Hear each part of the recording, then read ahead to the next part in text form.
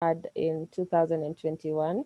It's always amazing to see everyone joining us. And today we have Carmen Marsh. She is from California and she's done a lot of wonderful work, especially with women. And you can check out the work she's done with 100 Women in 100 Days Cybersecurity Career Accelerator Program, also Cybersecurity Woman of the Year. And recently, she was selected as Syned's National Cyber Hero. And today she's going to to talk to us, just have a conversation with us about what she does and the impact she's had to communities across the globe, and just give us advice on how we can keep growing as a community. So welcome, Carmen. Thank you so much, Laura, and this great introduction. I'm so happy to be here. Anything, you told me I could talk about anything, but what I do really like to do is having a conversation. So we said it's a fireside chat. So maybe I can just give you a little bit of introduction of what my company, what my team, what we have done in the last couple of years, maybe 3-4 years, regarding, providing different pathways for women into cybersecurity. That would probably be interesting. But other than that, it's just, ask questions, and I really do like to have conversations. So I like to have chat versus just me talking as a monologue. So I welcome all the questions. So yeah, for those that don't know me, I am, and thank you again, Laura, for a great introduction. My name is Carmen Marsh, and I am the CEO and a managing partner of Intelligenza. We do the cyber risk management for small and mid-sized businesses, mainly here in California, but also we do have some clients globally. So I like to tell this story about how we actually started our cybersecurity career accelerator for women. And it really, when my partner and I started our consulting business a few years back, we were looking for the cyber risks analyst to hire. We just wanted to have more women involved in our projects.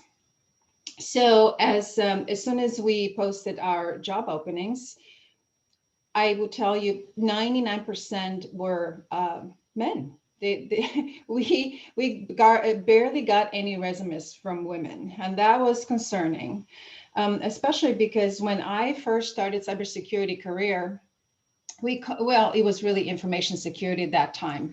That's what we call it. That was more than 20 years ago. And at that time at Stanford, I was the only woman on a team of 200 InfoSec engineers. So, and at that time, that was a pretty common thing.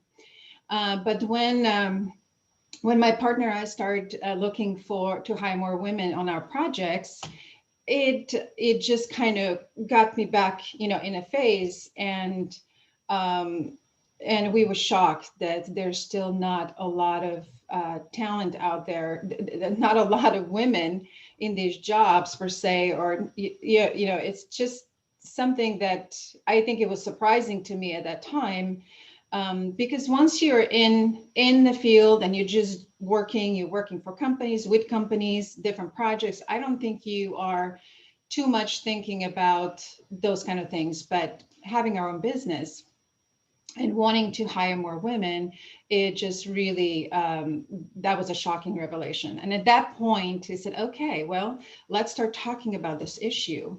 And then I also realized that there was a lot of talk about the need for gender diversity and diversity in general in cybersecurity. So I think the first, in the beginning, it was just more of a just speaking at different events, conferences, this is the issue we're having, what are we going to do about it? And it was just a lot of talk. Talking is fine because we do need to raise awareness, and we definitely raise awareness. But at some point, after a couple of years, it just, again, it hit me. It's like nothing is really changing. We talk about things. It's all talking, which it's a good thing, but who's going to take action? I mean, I didn't see that anything was actually changing out there. And so at that point, I talked to my partner, and we decided that we actually need to do something. We need to move forward. We need to take action instead of talking.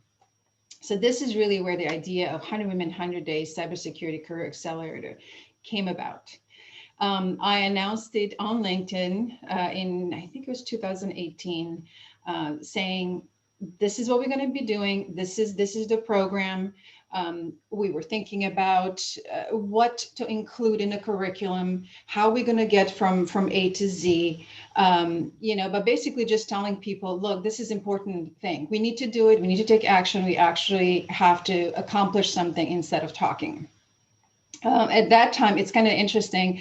There's in a lot of different conferences or events, there would be people that were contradicting what we were trying to do and what we were promoting, getting more women into cybersecurity jobs. And they would say, why are you trying so hard? Women are just not interested, So that there was occasionally would have few people contradicting what we were doing and trying to say, let's stop putting this much effort into and try to say, stop trying so hard. Basically, that's what we were told.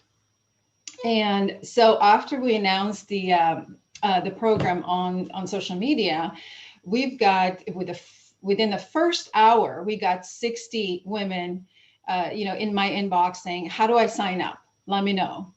And that was such an exciting thing for me to see, because it just proved that all those naysayers, all those people that are saying women are not interested in cybersecurity were wrong.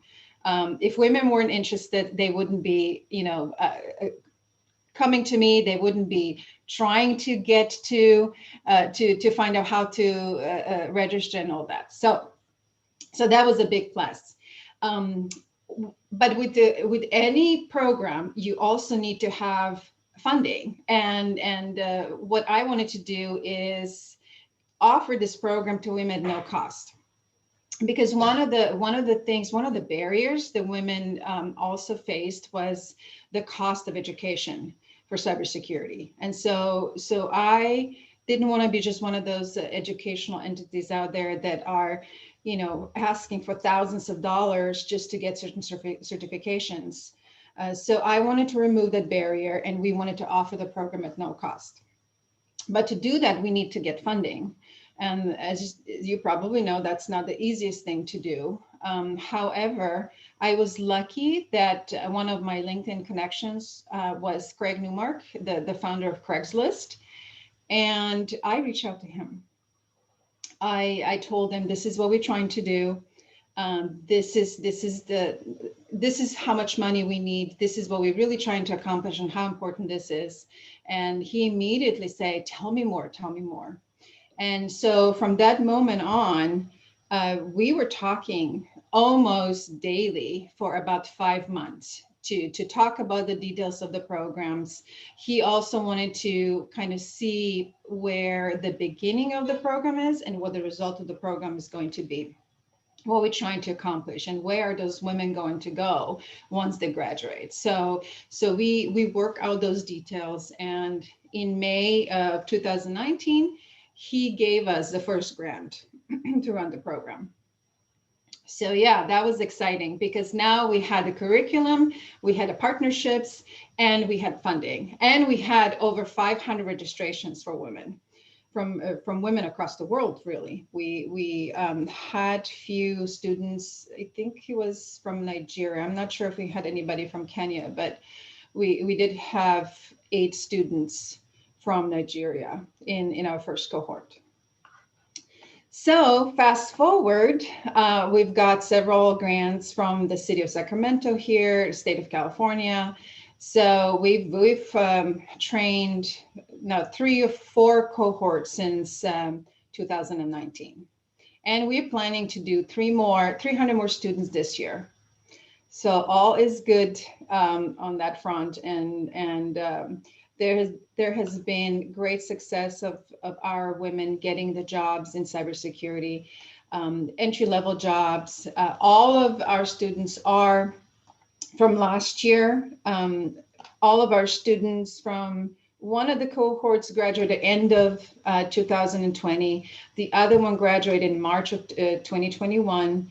All of them are in internships at the moment, and some of them have already gotten entry-level jobs in cybersecurity. So a lot of exciting stuff happening there. So that's about 100 Women in 100 Days Cybersecurity Career Accelerator. A little bit of history, a little bit of background, a little bit of progress and where we're at today. But also wanted to talk to you about Cybersecurity Woman of the Year awards because we are closing nominations next week. And so these awards are global awards. So if you know any amazing women, which you all are, if you want to go ahead and nominate them before May 30th, then that would be such a pleasure for me. I'd be so happy to see more nominations from you. So didn't want to miss that opportunity. And the reason why I founded the Cybersecurity Woman of the Year Awards, again, is because I wanted to create those role models for girls, women looking from outside in, looking at finalists and winners and say, wow, if she's that great cybersecurity professional, I can be that too. I wanted to create an inspiration and motivation for more women to join cybersecurity. This is all kind of connecting the dots with our awards and our educational, fast track programs. And yeah, it's all kind of connecting the dots to make this like an ecosystem and an inviting field for women to join. So now I've been talking for quite a lot. So if you have any questions and yeah, anything, ask me. I'll be happy to answer. Any questions? Yeah, so I'm gonna open the floor to anyone who has a question, please. Feel free to unmute. You can post it in the chat. But maybe I can. I hope I'm clear. I hope my audio is clear. Uh, can you hear me, Carmen? I can hear you. Yeah. Oh, okay. All right. So the question I had is, okay, we come from here in this country. There are only two or three. Okay, this is more of a personal question, but there are only two or three major colleges that offer courses around cybersecurity or information security, Mm-hmm. and all of them are private, meaning not so many people are able to access it. And this is why we need the communities we have and the weekly trainings that we do. But my question to you is, how did you venture into cybersecurity as a career? What sparked that interest in cybersecurity? Yes, and I probably came in and to a more traditional path. I'm at the moment I am promoting non-traditional pathway because I think it's a much better way to get into cybersecurity and information security in general than how we've been doing it in the last 20 years. So how I started was that I was already working in information technology, and I started off as a systems administrator. I was a systems engineer. I was even initially working for the help desk as a desktop support. So those are the type of jobs that got me into information technology. And while I was doing that, I had a pleasure to talk to information security consultants. They would bring their laptops to the lab and I would help them either update their drivers or fix their network connections, or network card maybe was faulty or something, whatever the issues was. So I would be talking to these guys and they would tell me all about the penetration testing, and they were writing the baseline controls and they were doing this and this. And I was like, wow, that sounds really interesting. I want to know more. So more I learned about it, more interested I was.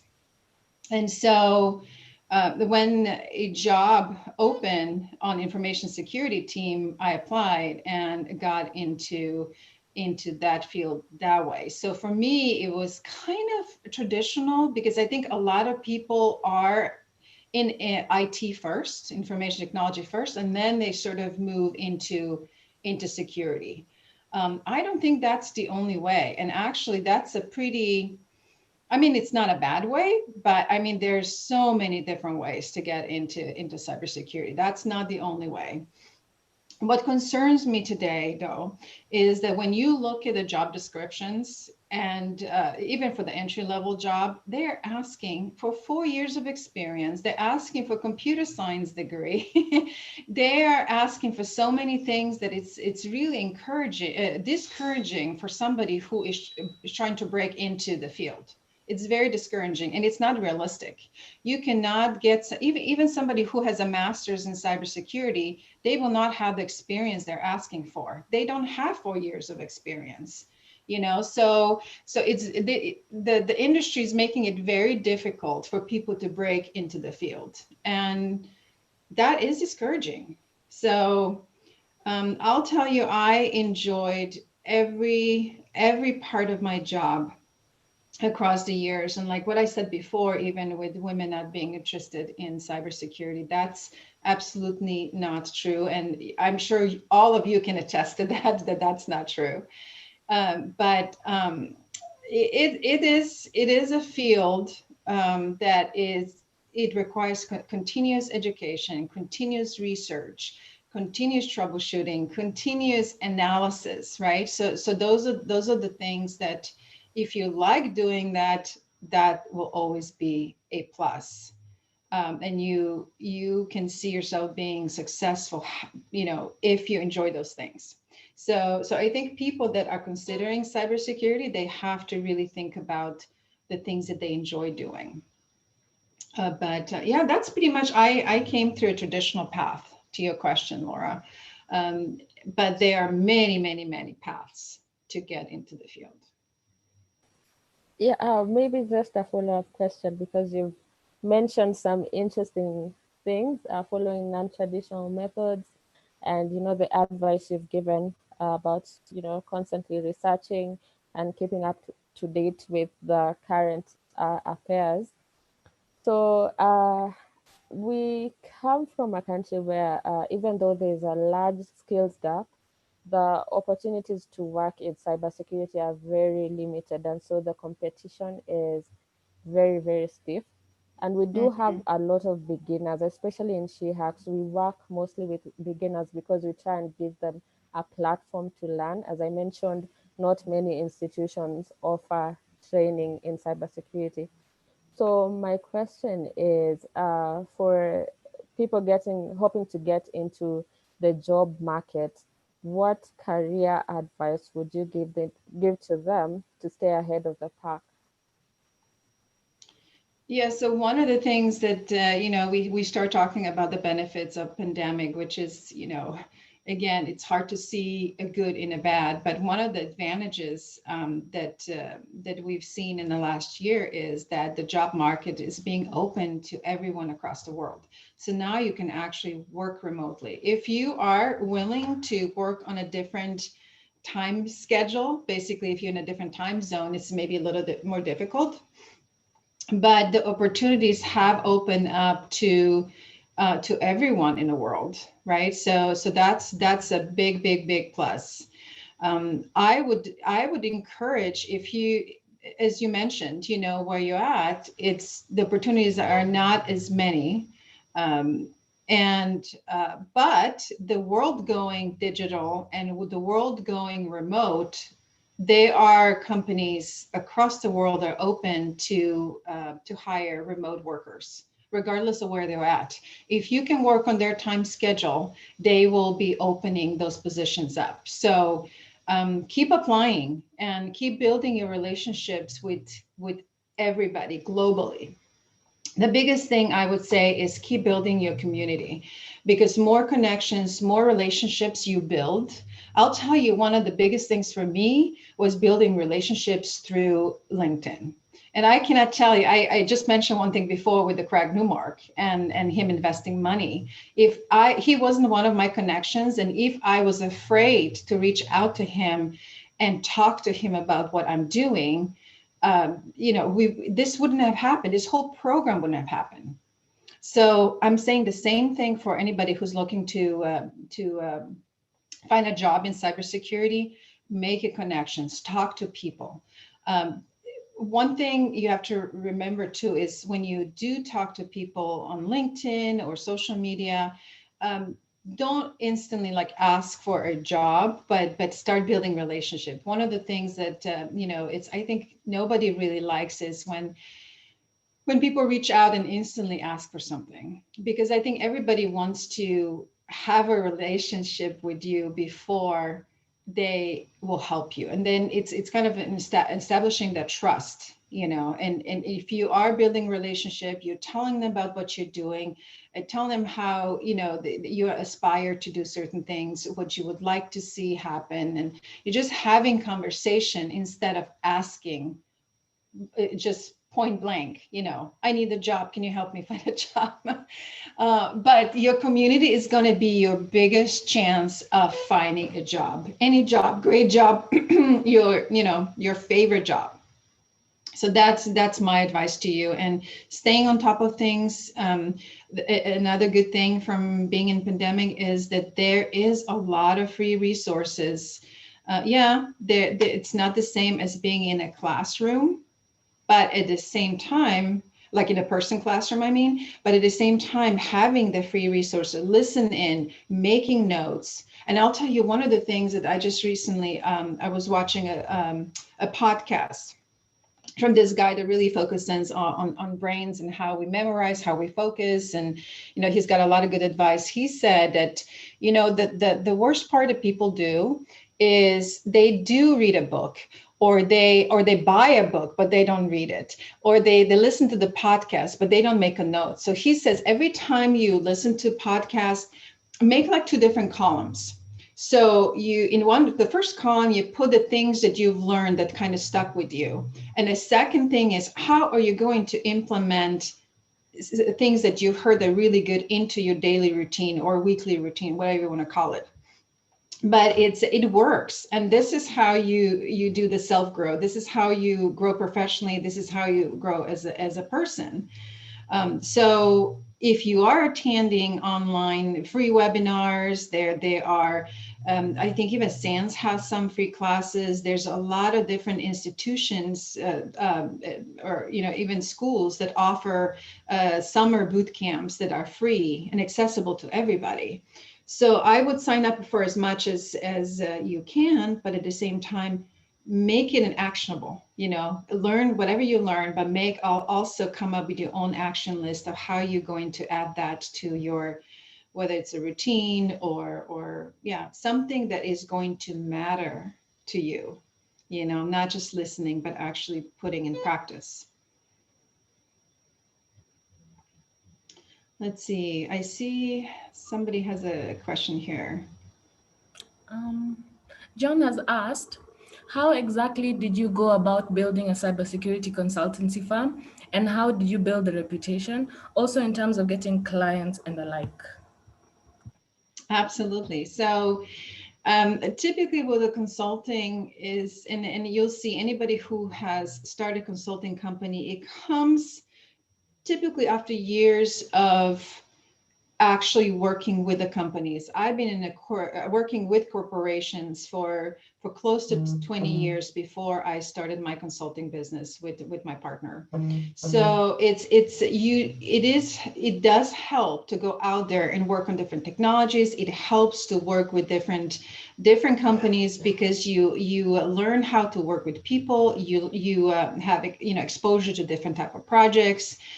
You learn different technology. So I think taking that experience and then at some point make a switch, going from the corporate world into your own consulting practice, that makes a lot of sense, because you do have that background and you can take that experience and knowledge and put it into practice.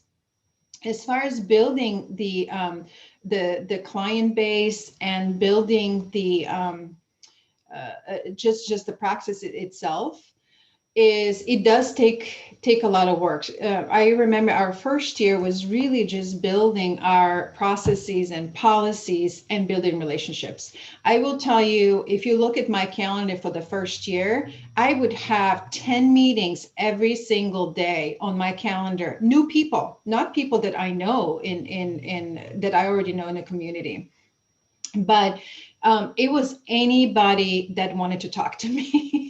It's kind of funny, but when you're building the client base, anybody could be your potential client. So more people, I mean, you increase the number of opportunities with more people you talk to. So, so yeah, anybody who was willing to talk to me, I would have a quick coffee with someone, just to make those connections. My other strategy was doing the networking events. So we had something, and I don't know if you can go back to my social media for a few years back. We would be doing something called Intelligentsia networking. So, and we did it once a month, and we invited a lot of business owners, a lot of executives, and a lot of business leaders to our events, just to get together, chat, get to know each other. We would have appetizers and some drinks, but it was a casual environment, and it was an easy way to get to know each other and see if we could potentially have some business business interaction and business benefit, right, from our relationship. So we did a lot of that, but yeah, I think it's a very, very tedious. When you first start, the first year is the hardest one, because you have to build your brand, you have to build those relationships, you have to structure your business in a way that you can have a payroll set up. You need to have a contracting set up. You have to have your all your books, basically your accounting set up. There's a lot of things that needs to be set up, and that takes a lot of time to get to that point. So I hope I answered your question, but that's really what we did. It was a lot of conversation, relationship buildings, a lot of social media posting saying that this is what we're doing and this is what we're doing. A lot of times we would be posting on social media security quick tips for small businesses, right? And I think that's how a lot of clients are noticing us, because I would just post like quick facts for small business. How do you protect yourself? And it was a combination of those things, really. Thank you. The next question is, are there any free bootcamps you know of at the moment? Yes, they actually are. So what I could do after this the webinar is send you a list of free their classes, their boot camps. They are a capture the flag type of events. There are quite a few free events. So let me put the list together and send it to you, Laura, and then we can then you can share with everybody else. I think that would be a good idea. Oh yeah, thank you.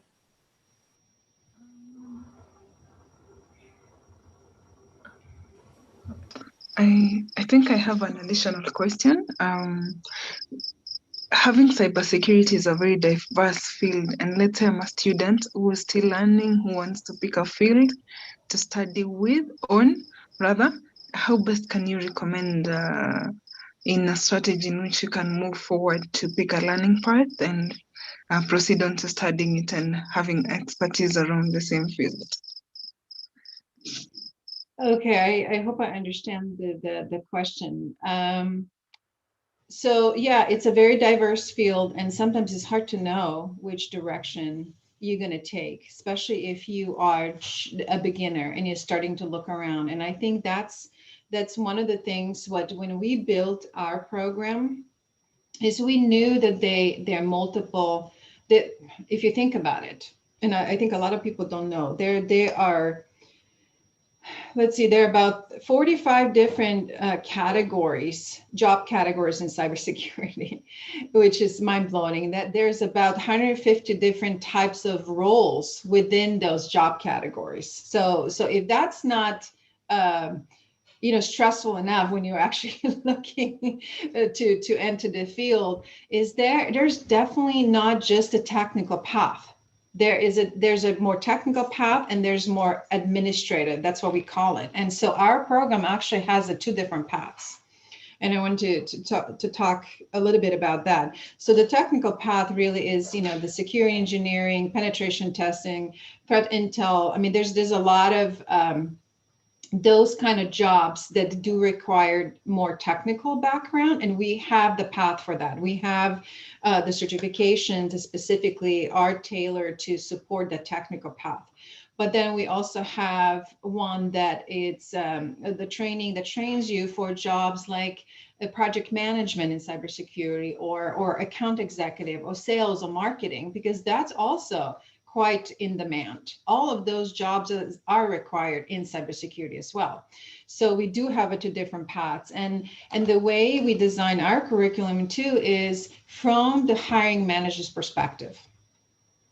So, me being a hiring manager, working with hiring manager, we came up with what are those skills and certifications that our students or graduates needs at the end of the program to be marketable, and to be able to apply for this type of job, this type of job, right? So so I think it's important to get that feedback directly from hiring managers. You can think that you need all this, and because there's such a huge amount of information on internet, you can get lost. So that's what we were trying to do with our program is only take what really hiring managers are looking for. Did I miss part of your question? So maybe I didn't answer it correctly. Do you want to? Yeah. That's okay. I believe that's a better answer, because I was in that place once a while back, where you just start learning anything and everything. In the event of I wish I get to pick a path I can move on with. Yeah. Thank you. Oh, absolutely. And see, that is a problem out there too. If you heard from someone saying, "Oh, that's really interesting. I think I could, I want to know more about cybersecurity. Where do I even begin?" And if you just go on the web and you start searching, there's so much information there. And how do you really know what are those resources is going to provide a little more guidance to you, and give you enough information so you can keep searching in certain certain area. It's not an easy thing. So we were hoping that with our program, we've already put together the structure of, if you want to go in more technical, these are the things that the hiring managers are looking for. If you want to be more on administrative side, you're going to need more soft skills, you're going to need more this and that. And we have put together curriculum for that as well. So just to make it easier, because it is hard. You can get lost with plethora of information out there on the web. Thank you so much for answering that question. Our next question comes from Karim. I'll ask him to unmute and ask you himself. Sure. Hello. Hope you can hear me. Yes, I can hear you, Karim. Okay, that's perfect. So I heard you mentioned something about before starting your own firm, you have to go out there, get the experience, etc. But I'd like to get your advice, simply because where I am in my country, Tanzania, landing a job, it has seemed to be more complicated for me, simply because here it's more of who do you know rather than what you know. That's Yeah. one. And at the end of the day, I end up getting all these excuses that I'm overqualified and things like that. So based on that, I decided 1 year back to open up my own firm, and which is currently running, and I managed to get few clients along the way. So based on that, what will be your advice for me on my way forward while running this organization? Yes. I would So here's the thing. I think that experience that you can get from working with corporations is invaluable. I mean, and it's very important because it does give you the credibility as you're opening your own business. Yeah. So with as I mentioned before, I think now that we are open to the remote opportunities, Hmm. I would try to get, even if it's not a full-time job, but there may be, and again, building those connections I mentioned before, through LinkedIn or social media is super important to get an opportunity, even if it's a contract project with any of the companies around the world. And I'm Okay. happy to make some connections for you as well. I mean, there are tons of companies that are hiring now.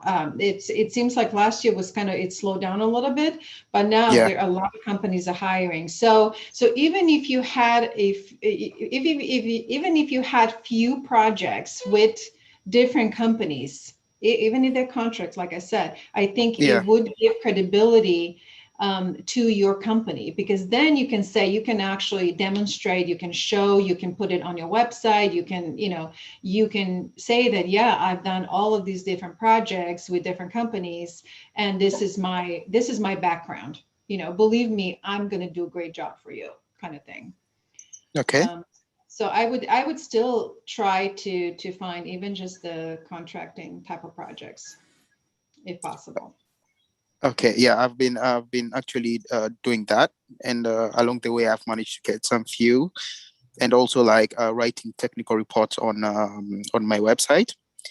I think it will be really greatly appreciated if I would have more conversation with you further, if I could get your LinkedIn information rather, and then connect with you if that will be okay with you.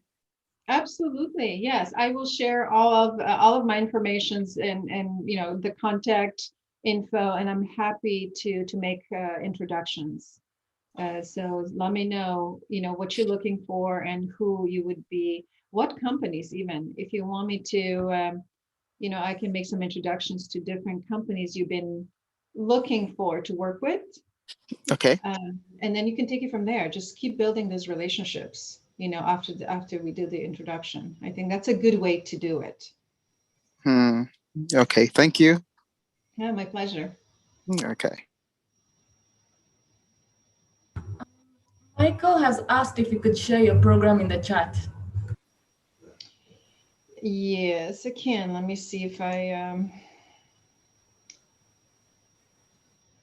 can get the URL. I don't usually go much on my own website. Mhm.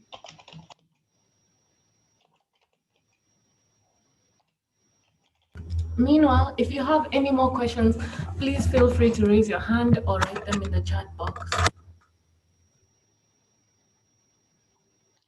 So let me see if I can find it. Maybe I can.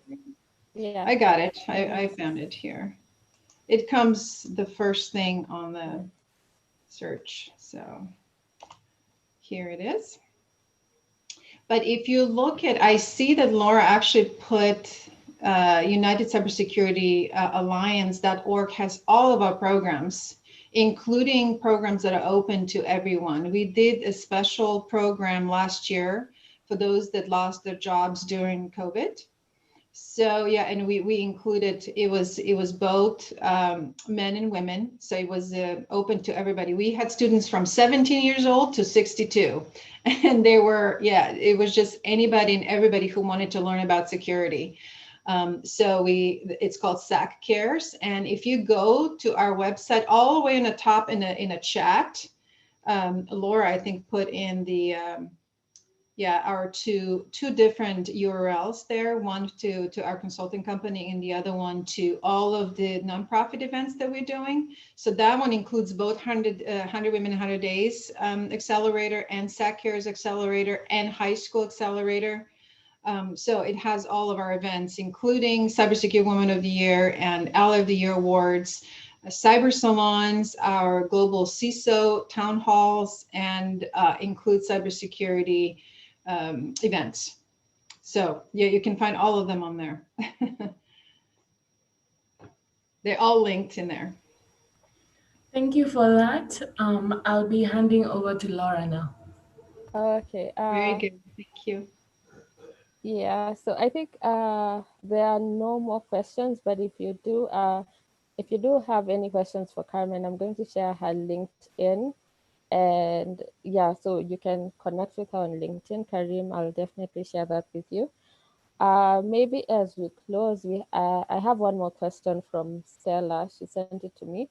Earlier on, Carmen, we were talking about the digital transformation and how everyone, so many people, like a majority of the population, are now experiencing it. So, what practical cybersecurity advice would you give to people, not just people in cybersecurity, but the larger population, even those who are not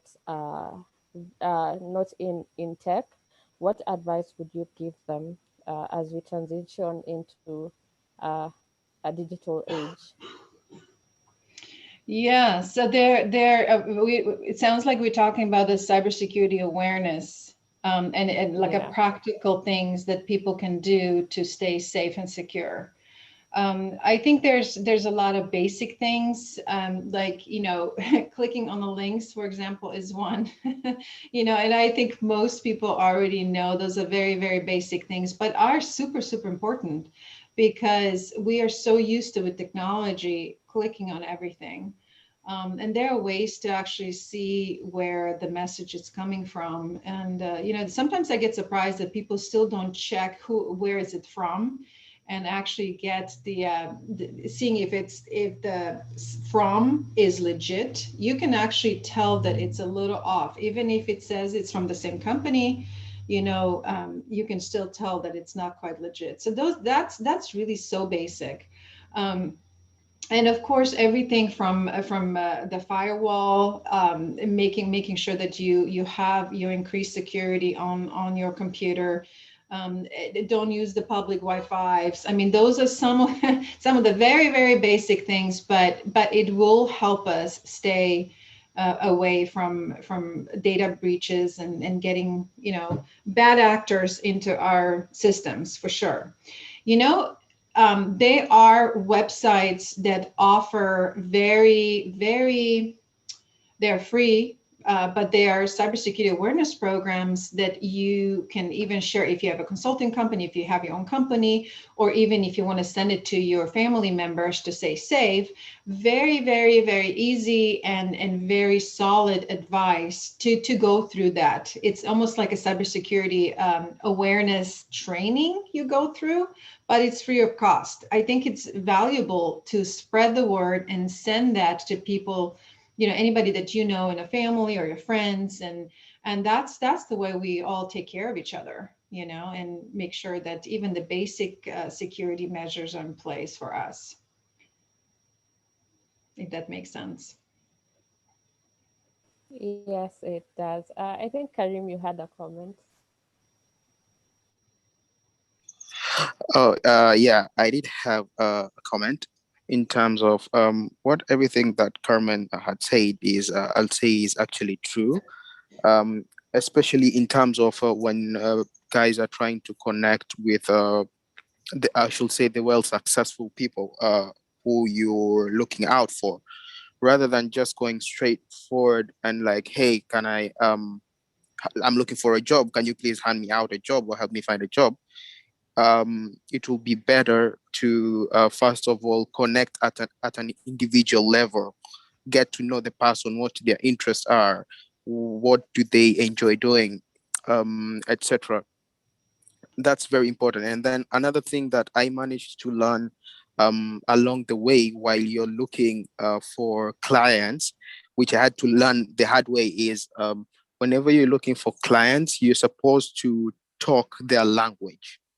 When you go fully on a client and just speaking all about tech, this, I can do pen test for you, I can hack and look for vulnerabilities. These guys don't understand these things. You need to Mm-hmm. talk their language, which they can understand, and really make them want your service. For example, the business guys, what they understand their language is money and reputation. So whenever Yeah. you're pitching your business and you speak these two languages, you'll be very sure to get clients along the way. So I think this is what a lot of us techies make as a mistake. We just go out and tell the client that this is what I can do, this is what I can offer, but we don't get to their level of understanding. So I think that's what I just wanted to add on and what people should work on in terms of their side. You're absolutely 100% right, Kareem, because it's when you know a subject really well, you know the details, and you kind of assume sometimes that everybody knows the terminology and they're just going to understand what you're saying. But you have to, raise yourself above that and put yourself in a business leader's shoes and say, what do they care about? Right? What do they care about? What do they want to protect? Right? If you are a protector of their assets, whatever they have, whatever, if you're protector of their data, and you're going to help them set up the security measures so the data stays, safe, and the integrity and accessibility and all that is there for them so they can do the business. That's all they care about, right? So yeah, elevating your terminology to the level where it's a business level versus techie language, it's super important. So thank you for adding that, Karim. That was very important. Yeah, thank you, Karim. So, Carmen, we have come to the end of the session. It's been a very interesting conversation. Do you have any last thoughts you'd like to share? Well, I'm just, for my side, I am super impressed how far your company, your organization has come. How you are consistently bringing everybody together. You're consistently bringing attention to important stuff. How you're growing, and I'm just so glad for you. And if there's anything that I can do along the way to help out, please let me know. Do not hesitate. I'd be so happy to be a part of whatever wonderful things that you're doing. Keep doing the great work. And thank you so much for having me. Thank you so much, Carmen. Thank you. It's been an amazing session, and we look forward. I know we'll work more together in the future, and we really look forward to that. And yeah, so thank you for joining us. Eve, do you have anything to say? I think it's just more like thank you so much, Carmen. It's been a really great session, and we look forward to working together with you, most on the different community events we are going to plan going forward. As I don't think we run out of ideas with Laura and the larger team. Yes, that's it from me. So thank you guys, and good Yeah. night, and have a good day, Carmen. Thank you so much. Thank you all again for having me, and you have a great rest of the evening. Thank you. Thanks a lot. Bye. Bye. Bye.